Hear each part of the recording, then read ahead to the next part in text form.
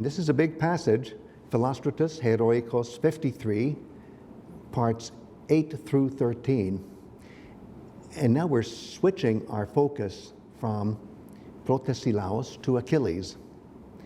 And what we see here is a very complicated but extremely engaging and interesting ritual concerning Achilles and how his original people, can I say it that way, the Thessalians, worship Achilles in a setting which is on the other side of the Aegean Sea.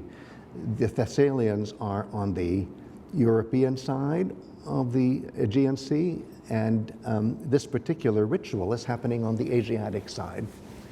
Here's the description of the sacrificial offerings, the enagizein, and enagizein is a word that that makes you think of cult heroes right away, and how this is a very old tradition. It was sanctioned by the oracle of Zeus himself, and there's a strong consciousness that certain parts of rituals of hero cult are parallel to rituals of god cult. And that's why in this description you will see occasionally statements like, as for a god. And Greg, can you provide about 30 seconds explanation of what we're talking about extremely roughly when we say, Sure. you know, sacrifice for a god, sacrifice for a hero? Yes, you're right. I really should, which is that when you sacrifice, let's say, a sacrificial animal to a god or to a hero, there are different protocols. And if the recipient of sacrifice is a god who is imagined as dwelling in Olympus, then the surface of the sacrifice will be convex. It will be above ground level. When the person to whom you're sacrificing is a cult hero, almost invariably, the surface on which you do the sacrifice is concave, so below ground level. And there are many other situations like that. And I should also say that there are some words that you can use for sacrificing to an Olympian god and to a cult hero like thuein.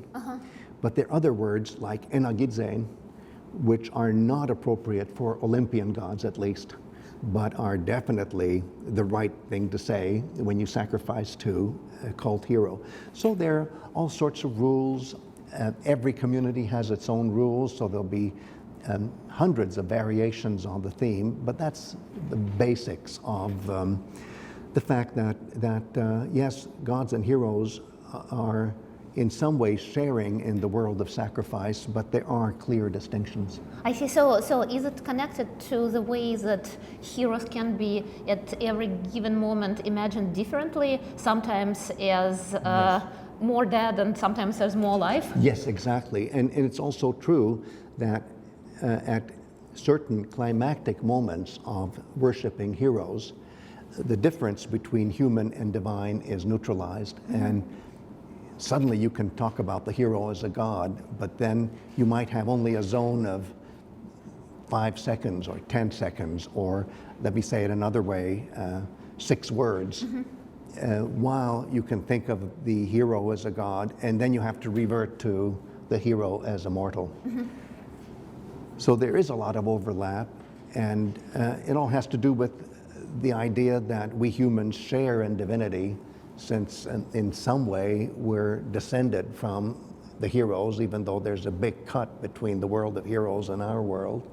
But there is some kind of genetic connection, especially for the aristocrats.